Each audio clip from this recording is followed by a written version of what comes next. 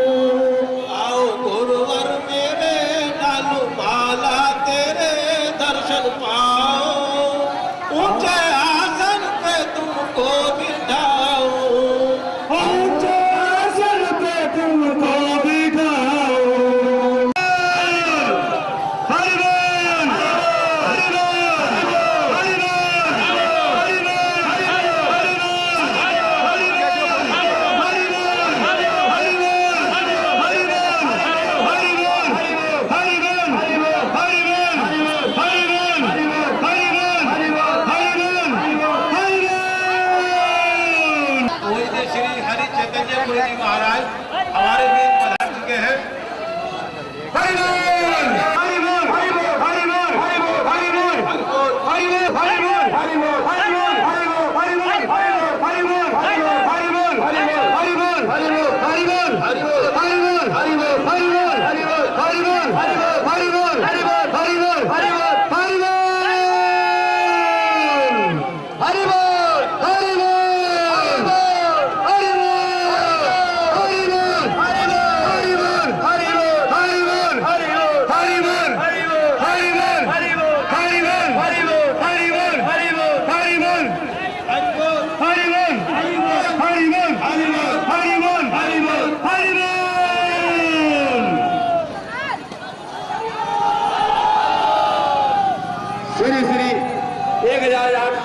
स्वामी श्री हरिचंद्र पुरी जी महाराज शिव मंदिर पंजाबी कॉलोनी पर पहुंच चुके हैं।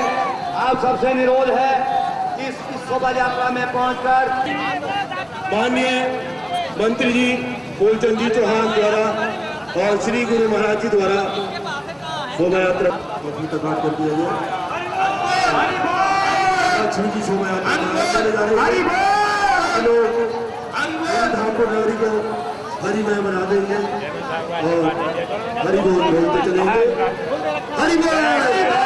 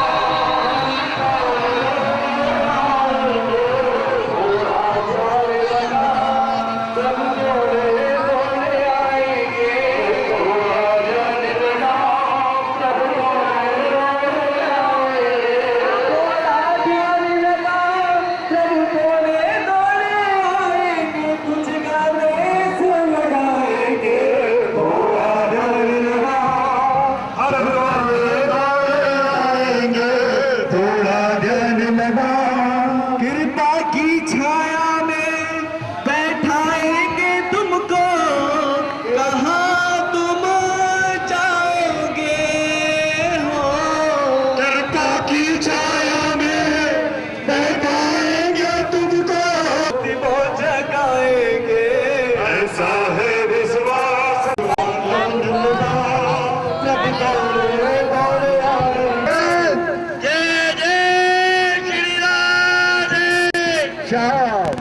कन्हैया की वो लाठी वाले भैया की, वो लाठी वाले भैया की, वो कामा के कन्हैया की।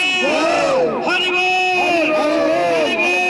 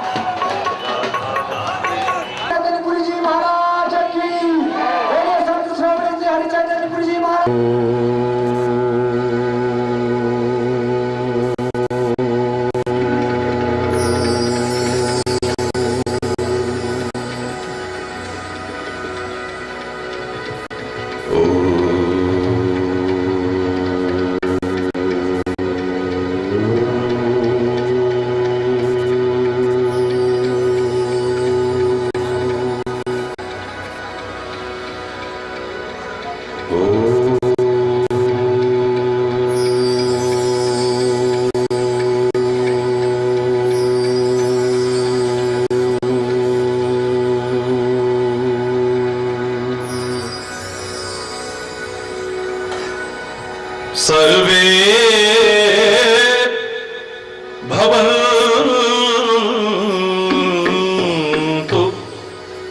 सुखिनः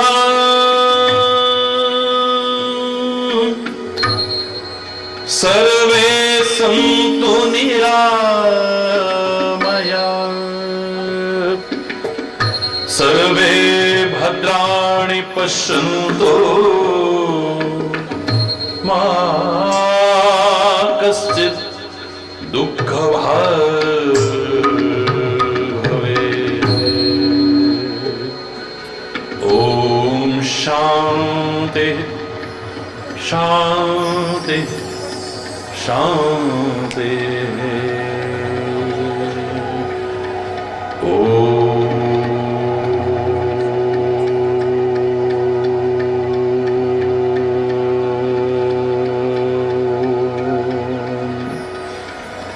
त्वमेव माताश्च पिता त्वमेव त्वमेव बन्धुश्च सखा त्वमेव त्वमेव विद्या द्रविणं त्वमेव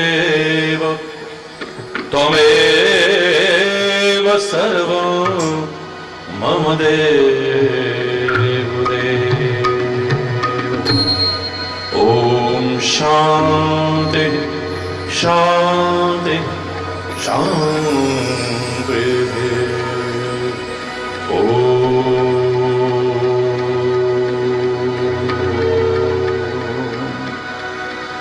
चैतन्यं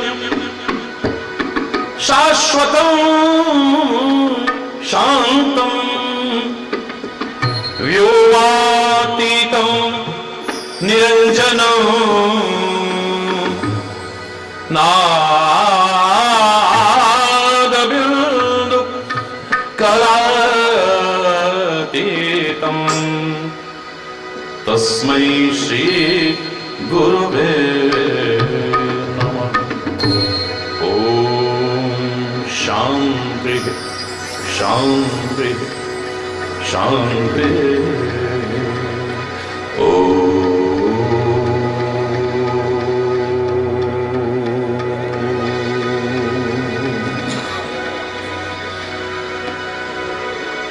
तू ही राम है तू रहीम है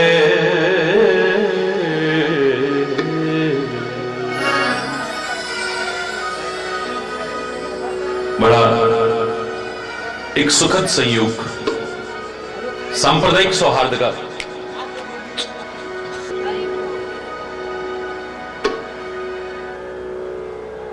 उधर हमारे मुस्लिम भाई बहुत सुंदर शोभा यात्रा निकाल रहे थे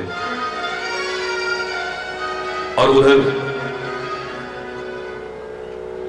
सनातन संस्कृति जो सबका सम्मान करना सिखाती है उसका अनुसरण करने वाले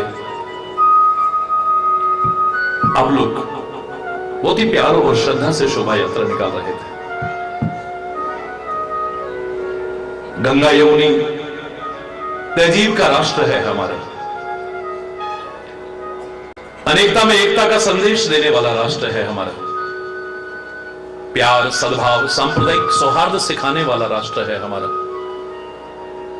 उदार चरिता नाम सु वसुधैव कुटुंबकम का भाव रखने वाला है ये प्यारा राष्ट्र हमारा। हमें नाज है अपने भारत पर और भारत की संस्कृति पर, भारत के चिंतन पर।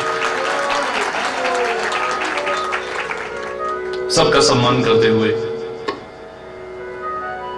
परमात्मा अलग अलग नहीं है, उसके नाम अलग हो सकते हैं, उपासना पद्धतियां अलग हो सकती हैं, उसको जानने के, उसको मानने के, उसको पाने के, उस तक पहुंचने के मार्ग अलग अलग हो सकते हैं, लेकिन परमात्मा अलग अलग नहीं है। अव्वल अल्ले नूर उपाया कुदरत दे सब बंदे, एक नूर तो सब जगह उपजा, कौन पले को मंदे, सब एक ही है। मत अलग हो सकते हैं, संप्रदाय अलग हो सकते हैं, पंथ अलग हो सकते हैं, लेकिन धर्म अलग अलग नहीं है। धर्म एक है जो हमें मानवता सिखाता है, जो हमें राष्ट्रीयता सिखाता है, जो हमें नैतिकता सिखाता है, जो हमें चारित्रिक उत्थान सिखाता है, जो हमें प्यार सिखाता है, एकता सिखाता है, सद्भाव सिखाता है, सांप्रदायिक सौहार्द सिखाता है। न सिखाए मैं उसे धर्म भी मानने को तैयार नहीं।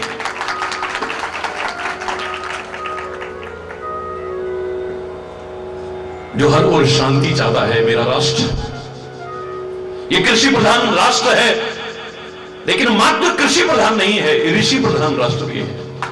कृषि और ऋषि ये दोनों का समन्वय है इस राष्ट्र में। और ऋषियों का चिंतन संकीर्णता के दायरे में नहीं, बहुत उदार है, बहुत व्यापक है। मेरे ऋषियों का चिंतन, मेरे वेदों का चिंतन, मेरे पुराणों का चिंतन, मेरे महापुरुषों का चिंतन, मेरे अवतारों का चिंतन।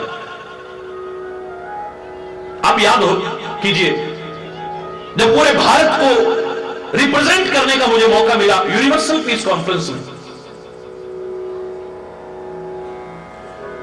पहली बार पता लगा कि इतने धर्म भी इस विश्व में हैं। सबको सुना, सबका सम्मान किया मैंने। पूरे भारत की ओर से बोल रहा था मैंने इतना ही कहा था वहां पर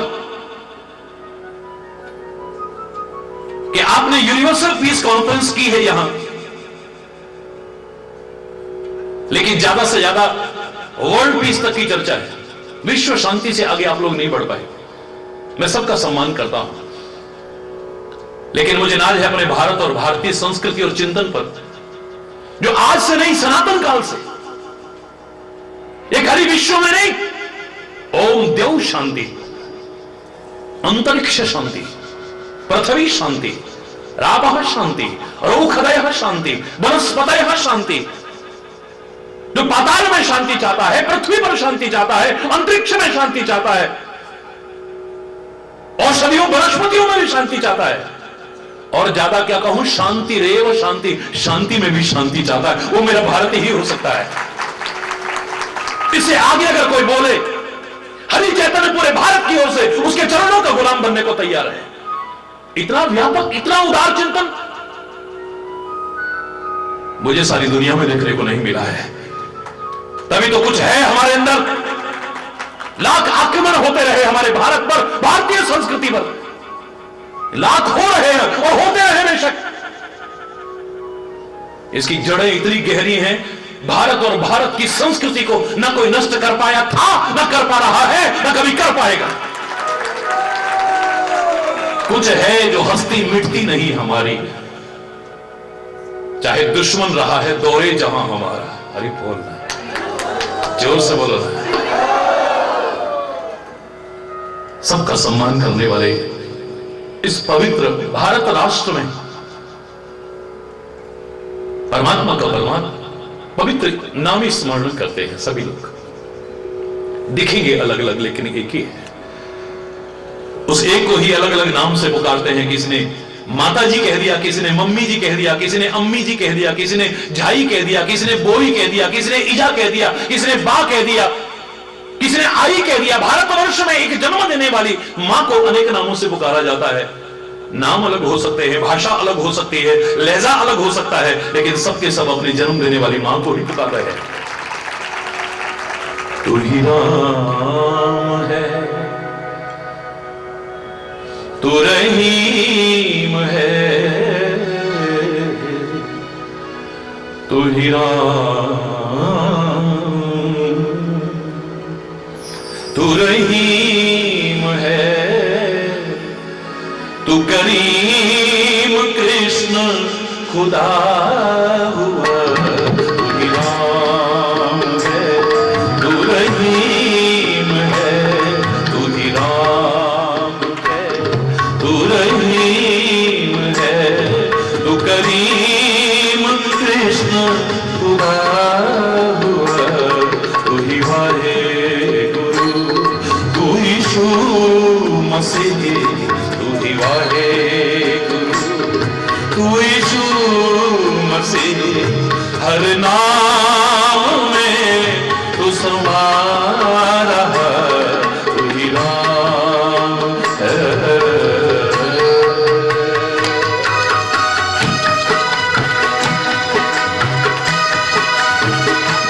हरि बोल।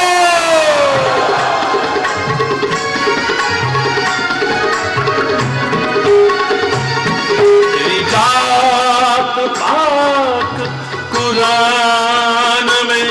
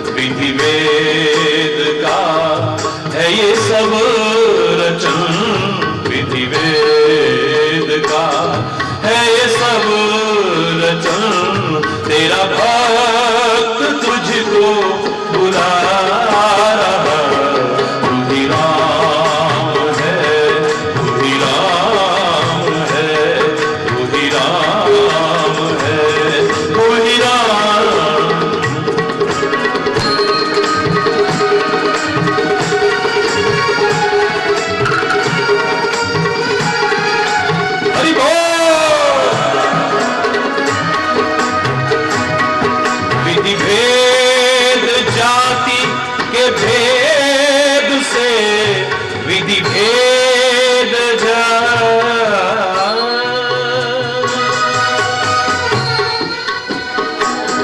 विधि भेद जाति के भेद से हमें मुक्त कर दो परम पिता।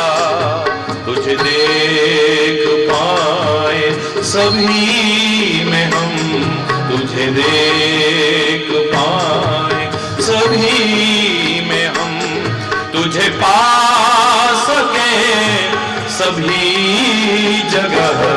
तू ही राम है, तू रहीम है, तू ही राम है, तू ही राम है, तू ही राम।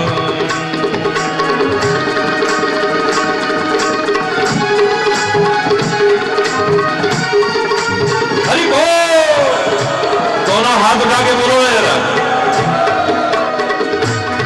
तू ही ज्ञान में,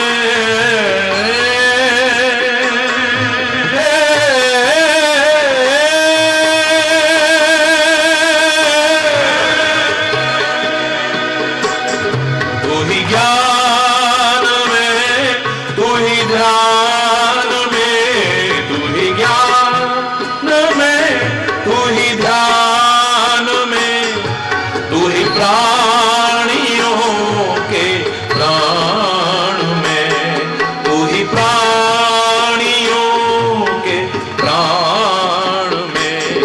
कहीं आंसुओं में बहा है तू, कहीं आंसुओं में बहा है तू, कहीं फूल बन के खिला हुआ।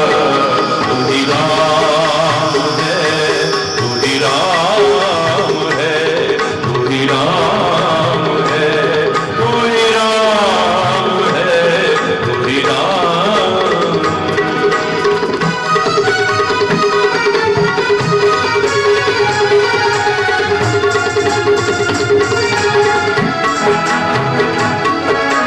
हरि बोल।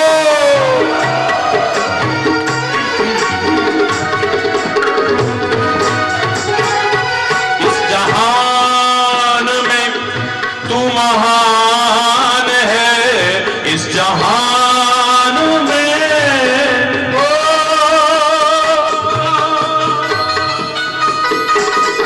इस जहान में तू महान है।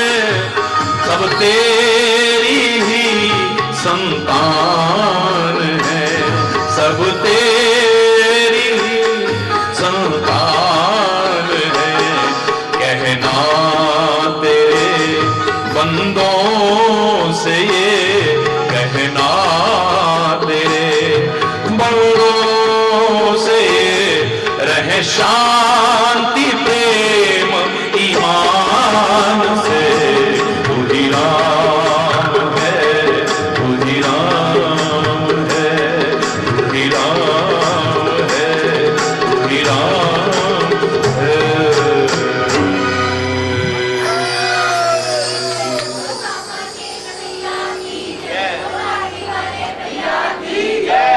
हरि बोल, जोर से बोला और जोर से बोला।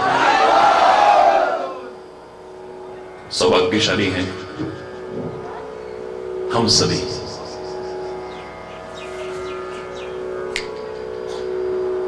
जो उस परम पिता परमात्मा की असीम अनुकंपा से ये अमूल्य क्षण हमें प्राप्त हो रहे हैं, जिसकी तुलना दुनिया में किसी से नहीं की जा सकती। कम से कम शब्दों में यदि कहें तो गलत नहीं कहा था कि सुत दारा धन लक्ष्मी ये तो पापी के भी हुए, पर संत समागम हरि कथा तुलसी दुर्लभ हो। बहुत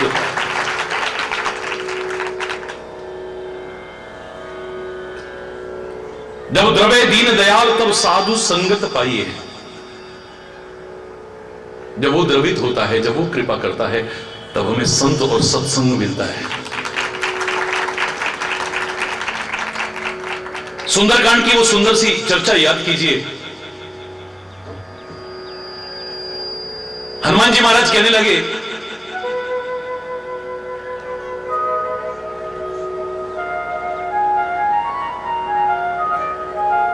कि अपना परिचय कहिए।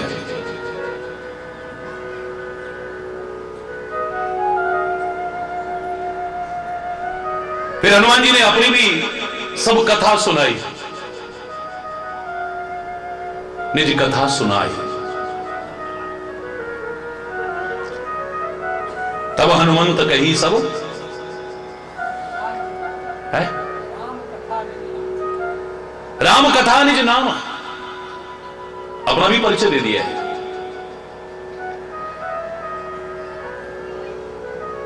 विभीषण की आंखों में जल भर आया। हे पवन पुत्र, तुम तो परमात्मा के बड़ी कृपा पात्र हो। क्या मेरे कभी सौभाग्य होंगे कि भगवान मुझ पर भी कृपा करेंगे?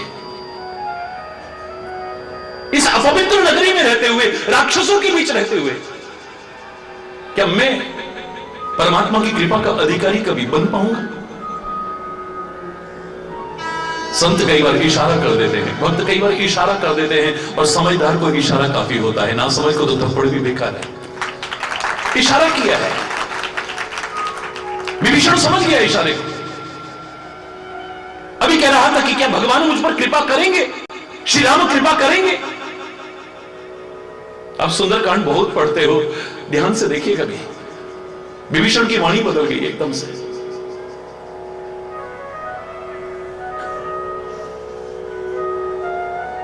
मैं कितना मूर्ख हूं, मैं कह रहा हूं भगवान कृपा करेंगे।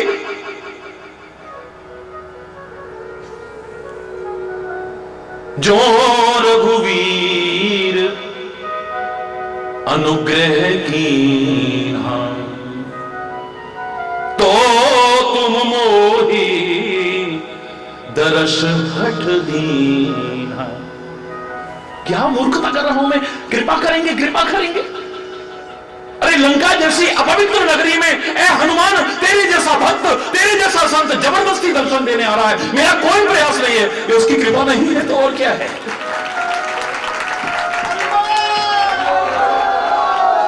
जो रघुवीर अनुग्रह, उन्होंने कृपा की है। तू आया नहीं, तेरे को जबरदस्ती भेजा गया है। जा हनुमान, मेरे विभीषण को दर्शन दे करके आती। मैं क्षमा चाहता हूं, मुझसे गलती हो गई। मैं कह रहा था कृपा करेंगे, करेंगे, कृपा तो हो गई। एक बार कहा विभीषण ने कि कृपा करेंगे, 2 बार गलती को सुधारते हुए कहते हैं कृपा हो गई है। अब मोहि भरोस हनुमंता, अब मोहि भरोस हनुमंता।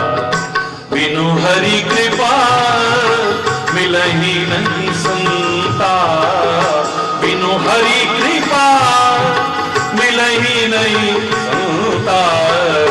अब मोरे भरोस हनुमंता, अब मोरे भरोस हनुमंता। देखो भरोसा हो गया है, मैं गलती को सुधार रहा हूं। बिनु हरि कृपा मिले ही नहीं संता। परमात्मा की कृपा के बिना संत और सत्संग मिल ही नहीं सकते कभी। प्रारंभ में भी कहा था बिन सत्संग विवेक न होई, पर राम कृपा बिनु। आप में से कौन कौन जो है परमात्मा की कृपा चाहते हैं, हाथ उठाओ ना जरा। क्या बात है, बहुत सुंदर। आप सब कृपा चाहते हैं, सौभाग्यशाली हैं आप। लेकिन थोड़ी गलती करके इतना सुनने के बाद भी सत्संग और संत उसकी कृपा के बिना मिलता ही नहीं। कृपा तो हो गई हमारे ऊपर, ये अनुभव करने की चीज है। हमें विश्वास जब तक नहीं होगा तब तक उसका लाभ नहीं मिल पाता है। एक संत किसी गांव में गए, सारे गांव वाले भाग भाग करके आ गए। संत पधारे हैं गांव में, सब आकर के चरणों में प्रणाम करने लगे। प्रार्थना की, महाराज कुछ मार्गदर्शन दीजिए हम। संत ने कृपा करके मार्गदर्शन दिया। अचानक संत कहने लगे, मांग लो, क्या मांगना चाहते हो। पूरे गांव वाले एक स्वर में कहते हैं कि परमात्मा की कृपा के लिए हमें और कुछ नहीं चाहिए, वो मिल गई तो सब मिल गया, और वो ना मिली तो कुछ भी नहीं मिला है। हमें परमात्मा की कृपा चाहिए बस। ये दुर्योधन मूर्खता कर सकता है। श्री कृष्ण के ये कहने पर एक और मेरी नारायणी सेना है और एक और निहत्था मैं हूं, मांग लो, क्या मांगना चाहते हो। मैं पहले आया हूं, पहले मांगने का अधिकार मुझे है। सिराने बैठा दुर्योधन कहने लगा,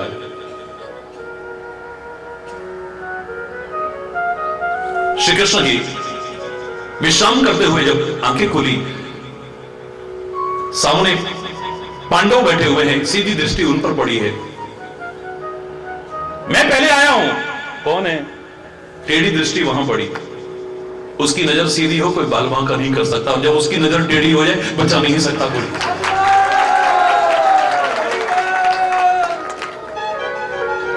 भगवान कृष्ण कहते हैं अब क्या करूं, मजबूरी में कहना पड़ा, मांग लो, क्या मांगना चाहते हो। लड़ाइयां सेना के बल पर लड़ी जाती हैं, अस्त्र शस्त्र के बल पर लड़ी जाती हैं, नियत्ते लोगों के बल पे नहीं। मुझे देना चाहते हो तो अपनी नारायणी सेना दे दो, अस्त्र शस्त्र दे दो सारे। कहना पड़ा ठीक है, वचन देना पड़ा। लेकिन पांडवों की ओर बड़ी निराशा भरी नजर से देखते युधिष्ठिर उठ करके खड़ा होता है, केशव अगर पहले मांगने का मौका भी हमें मिलता तो आप उदास मत होइए। हम ये सेना और अस्त्र शस्त्र कभी ना मांगते। परमात्मा अगर पहला मौका भी हमको मिलता ना, हम एक ही बात कहते, दे दो सब कुछ इसको, लेकिन तुम हमें मिल जाओ, बाकी और कुछ नहीं चाहिए। तू अगर हमारे पास है, तेरी कृपा है, तो फिर हमें घबराने की आवश्यकता नहीं है। तुम्हारी कृपा है तो दुश्मन का डर क्या, तुम्हारे गुलामों को खौफो खतर क्या। शरण में जो चरणों के सर आ चुका है, खिलाफ उसके कोई उठाएगा सर क्या। कृपा की नजर से जब तुम देखते हो, करेगी किसी की भला बद नजर क्या। बनाते हो बिगड़ी हुई बात जब तुम, बिगाड़ेगा नाचीज कमतर बशर क्या। अनाथों के दृग बिंदु से तुम न रूठो, कर लेगा सारा जहां रूठ कर क्या।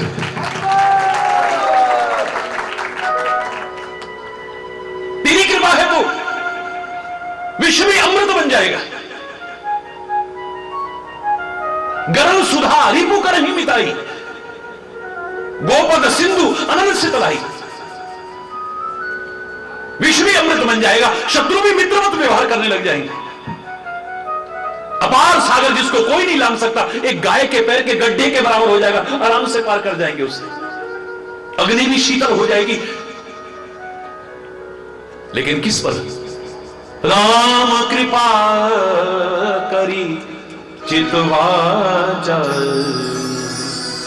जिस पर तेरी कृपा की दृष्टि पड़ जाए, उसे घबराने की कोई आवश्यकता नहीं। इसलिए महाराज आप कह रहे हैं मांग लो, मांगने में कोई बुराई नहीं। यद्यपि मांगने से मरना भला, नहीं मांगना चाहिए कभी। लेकिन कहने वालों ने कहा परमार्थ के कारण मोहि ना आवे लाज। परमार्थ के लिए अगर मांगना भी पड़े तो हाथ नहीं झोली फैला करके भी लोग मांगते देखे गए। मांगने वाले को भिखारी कहते हैं मेरे प्यारे बच्चों, लेकिन माता पिता से अगर मांगे तो भिखारी नहीं कहलाता है। भाई भाई से मांगे, मांगने वाले को भिखारी कहते होंगे, लेकिन भिखारी नहीं होगा। पति पत्नी एक दूसरे से मांगे, मित्र मित्र एक दूसरे से मांगे, कभी भिखारी नहीं कहला सकते हैं। ऐसे ही संत से, सदगुरु से, परमात्मा से अगर मांग भी लिया तो भिखारी नहीं कहलाओगे कभी। मांगो। मांगना शब्द की एक बार मैंने व्याख्या की थी, आप लोग नियमित सुनते हैं। प्रारंभ में इतना ही कहा था कि दुनिया से तो मांगना, दुनिया से तो मांग, संत सदगुरु और परमात्मा से मांगना काहे को शर्मा रहा है।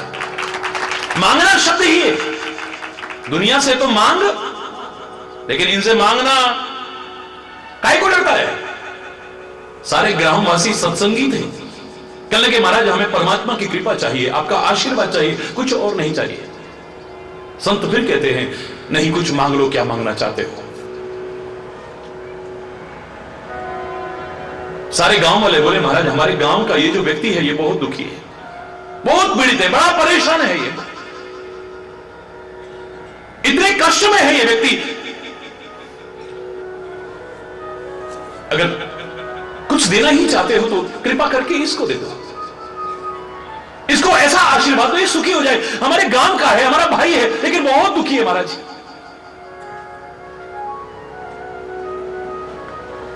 संत कहते हैं अगर कोई करोड़ों यज्ञों का फल मुझे दे देना, मैं इसे अभी ठीक कर देता हूं। ना नॉर्मल तेल होगा, ना राधा ना चाहिए। अरे महाराज सीधे सीधे कह दो कि हम खाली कह रहे थे, टालने की क्या आवश्यकता है? नहीं देना चाहते तो ये बहाना बनाने की क्या आवश्यकता? करोड़ों, हमारा छोटा सा गांव, एक यज्ञ कभी नहीं हुआ यहां, हमारे इलाके में कभी यज्ञ नहीं हुआ। करोड़ों यज्ञों का फल कोई दे दे तो, अच्छा करोड़ों नहीं तो लाखों का दे दो, लाखों का। महाराज आपसे कहा ना, हमने कभी नहीं किया, हम तो यज्ञ कभी देख भी नहीं पाए। चलो हजारों से ही महाराज प्लीज, अच्छा सैकड़ों से ही। अरे महाराज जी आप क्यों ऐसे? अच्छा भाई एक यज्ञ तो किया होगा कभी, देखा होगा कभी। महाराज जी हम आपको हाथ जोड़ के प्रार्थना कर रहे हैं, हमने ना कभी यज्ञ सुना, ना हमने कभी देखा, ना हमने कभी किया। अब हम फल कहां से दें महाराज जी? एक व्यक्ति पीछे उठा, आंखों में आंसू लेकर के हाथ जोड़ के बोला, महाराज कितने करोड़ यज्ञ का फल चाहिए आपको बताइए। सारे गांव वाले देखने लगे, अबे ओ कभी छोटा मोटा यज्ञ कहीं देखा भी नहीं तूने, करना तो बहुत, कितने करोड़ यज्ञ चाहिए? कितने करोड़ यज्ञ का फल चाहिए महाराज? 1 करोड़, 1 करोड़ यज्ञ का। महाराज 1 करोड़ नहीं, 100 करोड़ यज्ञों का फल आपको देता हूं, लीजिए पर इसको ठीक कर दीजिए। सारे गांव वाले बोले भैया काहे को लंबी लंबी फेंक रहा है? इतनी लंबी लंबी 100 करोड़ यज्ञ तब किए तूने? बोले अभी अभी किए। देखा महाराज हम तो पहले कह रहे थे झूठ बोल रहा है। बोले अगर मैं झूठ बोल रहा हूं तो सारे संत झूठे हैं, सारे ग्रंथ झूठे हैं, सारे वेद पुराण झूठे हैं, सारे के सारे। मैंने सुना था सत्संग में कि संत दर्श को जाइए तजी माया अभिमान, जो जो पग आगे धरे कोटिक यज्ञ समान। फिर सारे संत झूठे, सब सत्संग झूठे, सारे वेद पुराण झूठे, सारे ग्रंथ झूठे। हमसे कहते हैं हम, मेरे मन में कोई माया नहीं है, मेरे मन में कोई अभिमान नहीं है। पता लगा कि संत पधारे, व्याकुल होकर के भाग पड़ा संत के दर्शन के लिए, संत की वाणी सुनने के लिए। मुझे अपने संतों की वाणी पर भरोसा है कि मैंने जितने कदम भी इधर रखे हैं, एक एक कदम पर करोड़ यज्ञों का फल मुझे मिला। हमें कुछ क्यों नहीं मिलता? क्योंकि हमें विश्वास नहीं है। ये क्षेत्र तो विश्वास का है ना। यहां ना ईश्वर फल देते हैं, क्षमा चाहते हुए कहूंगा मैं, ना गुरु फल देते हैं, ना संत फल देते हैं, ना तीर्थ फल देते हैं, ना देवी देवता फल देते हैं। फल देता है हमारा विश्वास। विश्वासम फलदायकम, विश्वास ही फल देने वाला है। हमारा जहां विश्वास है हमें वहां से सब मिल सकता है। न हो तो भटकते रहना सारी जिंदगी, खाली की खाली रहेगी झोली। अरे बहुत जो विश्वास ही नहीं है।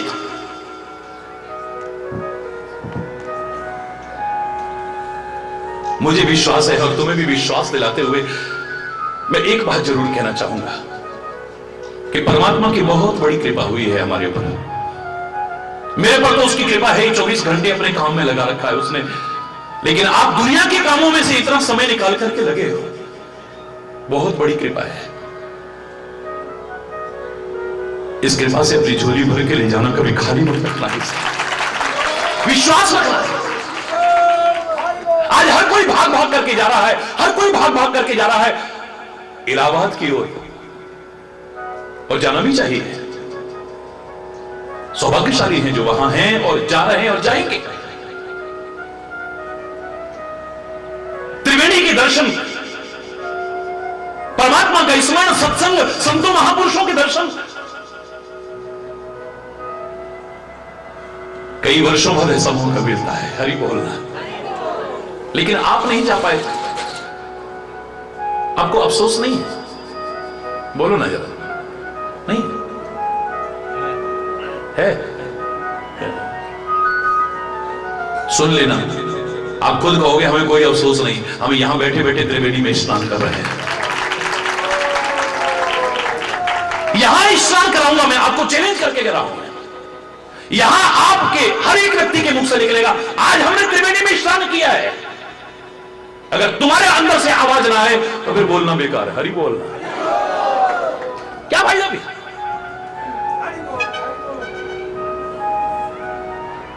फिर क्या सुना क्या बोला, हरि बोलना।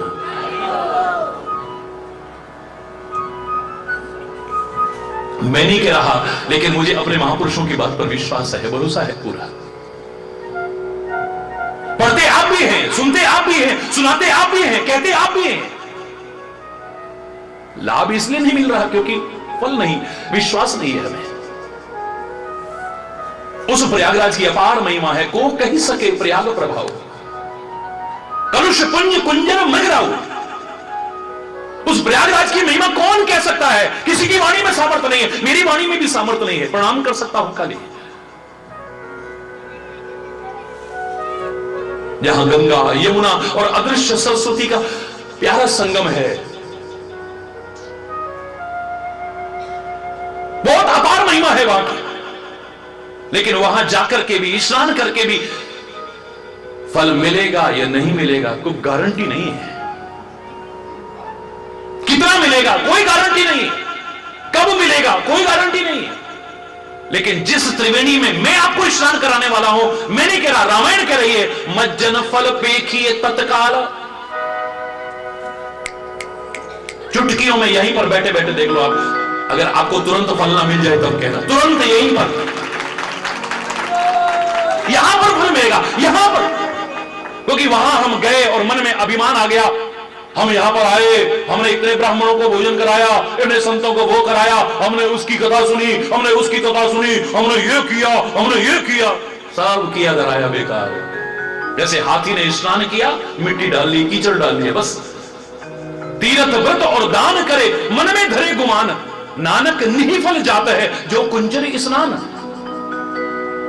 मन में अगर अहंकार आ गया कि मैंने ये किया, मैंने ये किया, इतने बार मैं कुंभ में नहाया हूं, 3 बार हो गई मेरे को, हरि बोलना, जोर से बोलो ना, और इतना मैं दान करता हूं वहां जाकर के, इतना पुनार। मैं अकेला नहीं गया, हमारे गांव के कितने गरीब लोग थे जिनका मनता पर जा नहीं सकते थे, सबका किराया भरा मैंने, मैंने, मैंने।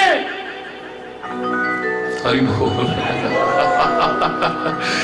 फल मिलेगा नहीं मिलेगा, कितना मिलेगा, कब मिलेगा, कोई गारंटी नहीं।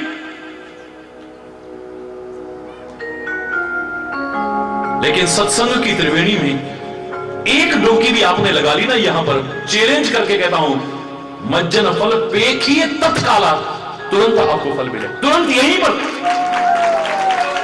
सामने देख लेना, आप सामने देख लेना, आपको अनुभव होगा हमको फल मिला है।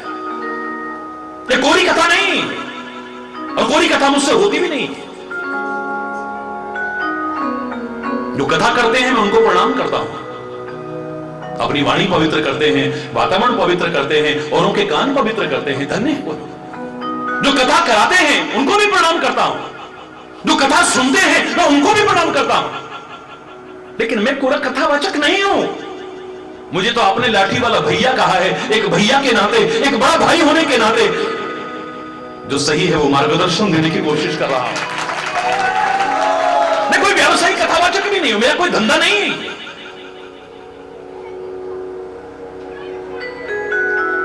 कथा कम होती है, व्यवसाय की चर्चा ज्यादा होती है। हरि बोलना, क्षमा चाहते हुए कहूंगा। टीवी में देखोगे तो उसमें भी चल रहा होगा, ये मेंबर बनने के लिए 5 लाख, ये बनने के लिए 2 लाख, ये बनने के लिए 1 लाख, ये बनने के लिए वो। धार्मिक प्रवचनों की शुरुआत आपके लाठी वाले भैया से शुरू हुई थी पूरे विश्व में। आपने कभी सुना, कभी देखा? नीचे लिखा हुआ कि ये बन जाओ, फलाने के लिए दान करो, फलाने के लिए। कहा कभी? हरि बोल। ये अभिमान से नहीं कह रहा हूं, क्योंकि आपने रिश्ता ऐसा बनाया है। कोई अपने गुरु को भाई कहे, बेशक ये भी अपने आप में एक अद्भुत नाता ही हो सकता है। और क्या बोल,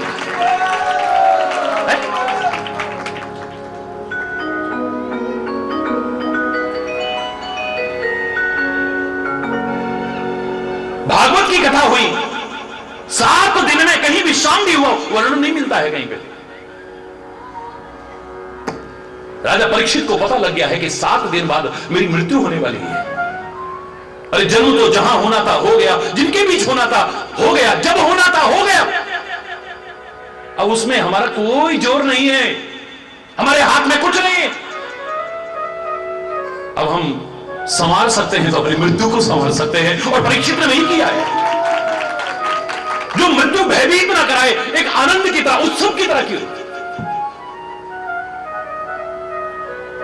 जो सहर्ष कहने को तैयार हो जाए, जिस मरने से जग डरे मेरे मन आनंद, एक उत्सव की तरह मना रहा है। अपने जीवन को संवारने के लिए प्रयत्नशील हो गया है। 7 दिन के बीच कहीं विराम नहीं, कहीं वर्णन नहीं मिलता कि कब भोजन किया, कब स्नान किया, कब नित्य कर्म करा, फलाना किया, पता ही नहीं है कहीं। और 7 दिन तो क्या, आज अगर 70 दिन में भी सुनाने की कोशिश है, पूरी भागवत की कथा नहीं सुना सकते। मैंने भी बहुत सुनाई है। अंत में क्षमा चाह करके कह देता हूं, इस बार यही विराम दे रहा हूं, इसे आगे आगे कहूंगा। ये तो अनंत है, इसका कोई अंत नहीं है। खाली विराम देता हूं मैं, अंत नहीं करता हूं कभी, संपूर्ण नहीं करता हूं कभी। अरे बोल, अब तो 7 दिन में से कुल 3 घंटे कथा होनी है, 4 घंटे कथा होनी है। उसमें से भी 2 घंटे 5,000 उसने दिए, 11,000 उसने दिए, 21,000 उसने दिए, फलाने ने ये दिए, और हमारा आपके टीवी पर नाम चलेगा, फलाना चलेगा। हरि बोलना, यही ज्यादा होता है। हरि बोलना, कथा प्रवचन एक व्यवसाय बन गया है, योग व्यवसाय बन गया है, आयुर्वेद व्यवसाय बन गया है। हरि बोल, जोर से बोलो ना।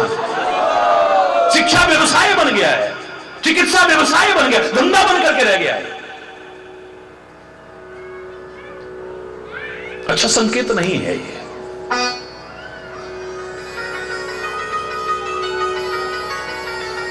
वो 3 घंटे में से आधा समय तो उसमें निकल जाता है, और आधा जो बड़े अच्छे अच्छे म्यूजिशियन ला करके 20-20 बिठाए होते हैं, उनके म्यूजिक के साथ में बस 2-4 गाया नचाया, बस छुट्टी पर हरि बोल। कैसे कथा हो जाती है? हरि बोल, जोर से बोल रहा है। अभी एक सम्मेलन में, संत सम्मेलन में भागवत पर चर्चा चल रही थी। बड़ी भागवत की कथाएं हो रही हैं। महाराज जी, आपका इसके बारे में क्या कहना है? बहुत सौभाग्य है हमारे भारतवर्ष के लोगों के, सौभाग्य है। क्या महाराज जी आपको उनमें भागवत के दर्शन हो रहे हैं? मैंने कहा मुझे तो हर जगह उसी के दर्शन होते हैं, उसके अलावा कोई दर्शन ही नहीं होते। लेकिन जहां मैं बैठा हूं, इस पर बैठने के नाते चंद शब्द जरूर कहना चाहूंगा। क्या है भागवत की कथा? क्या है राम कथा? क्या है शिव कथा? क्या है देवी भागवत कथा? क्या है कथा? अगर मुझसे कोई पूछना चाहे तो मैं हर शब्द की व्याख्या में विनम्र प्रार्थना करना अवश्य चाहूंगा।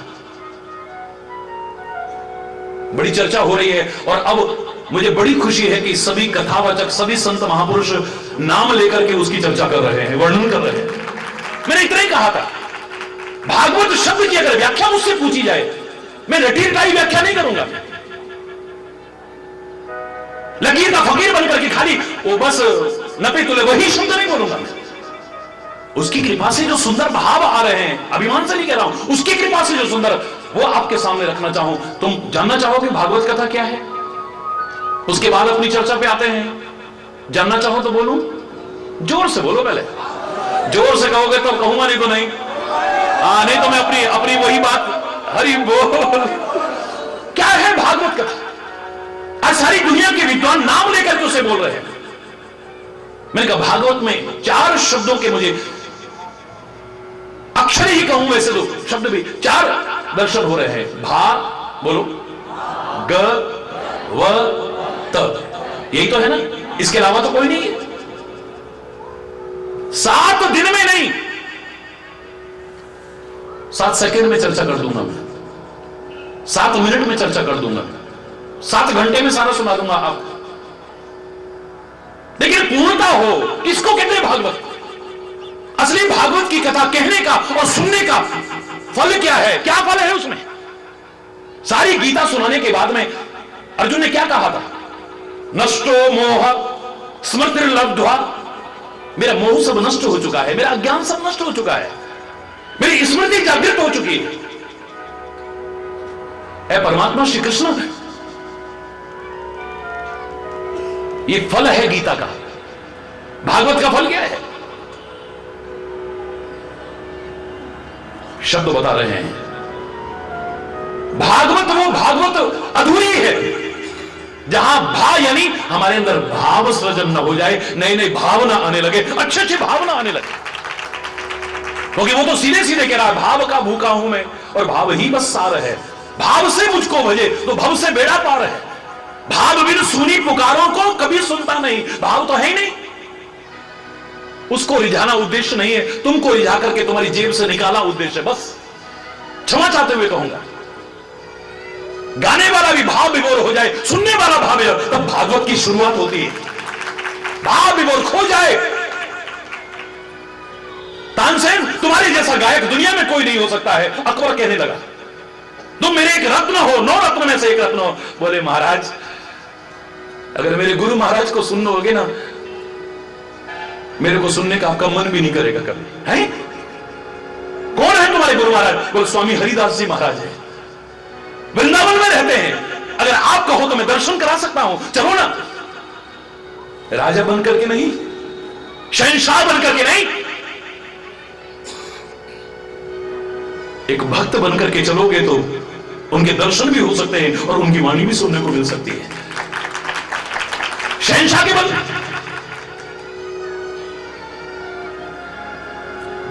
राजसी वस्त्र हटाए, सामान्य वस्त्र पहने, मुकुट वगैरह हटाए, बिल्कुल सामान्य बन करके, और अपना परिचय मत दे देना वहां पर। दुबक करके एक बार सुनना, दुबक करके।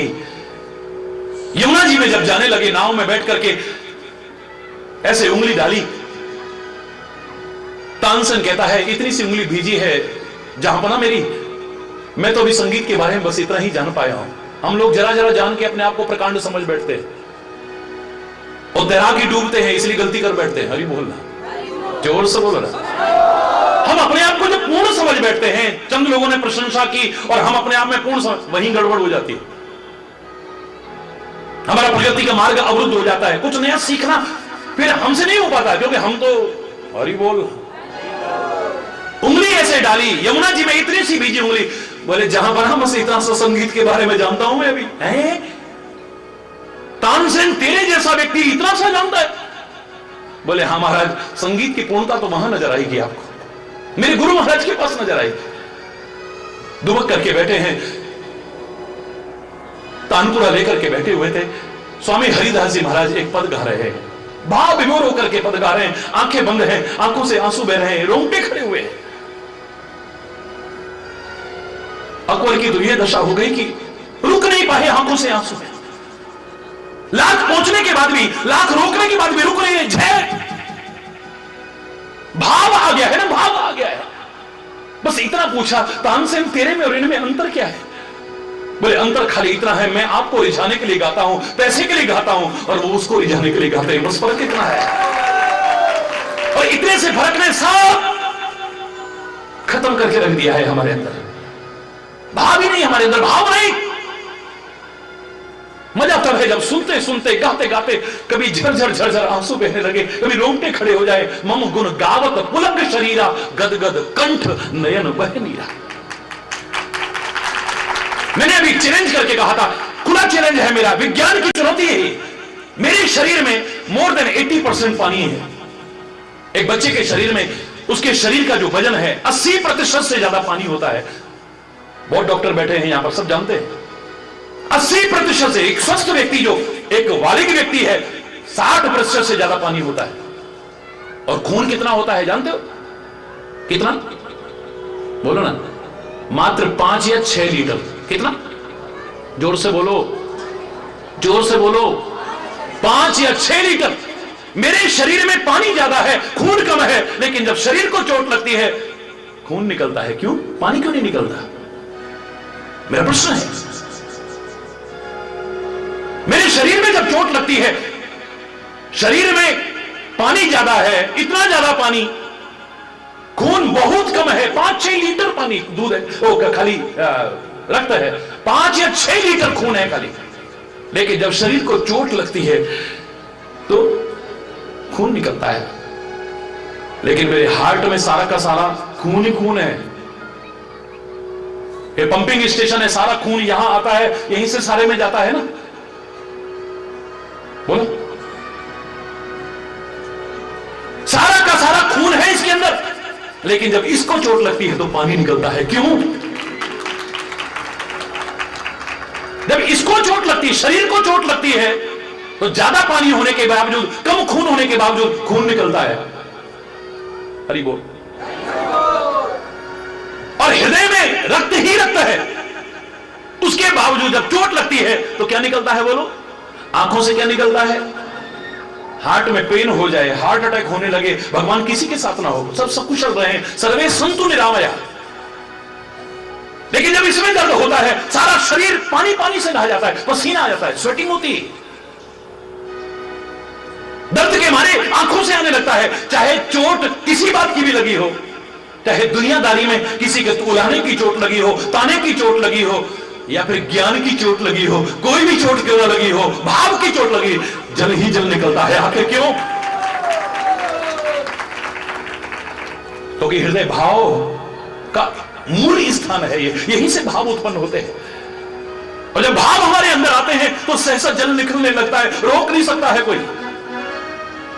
दुख के आंसू नहीं, परेशानी के आंसू नहीं, चिंता के आंसू नहीं, मुसीबत के आंसू नहीं, कष्टों के आंसू नहीं, फिर प्यार के आंसू बहने लगते, भाव के आंसू बहने लगते।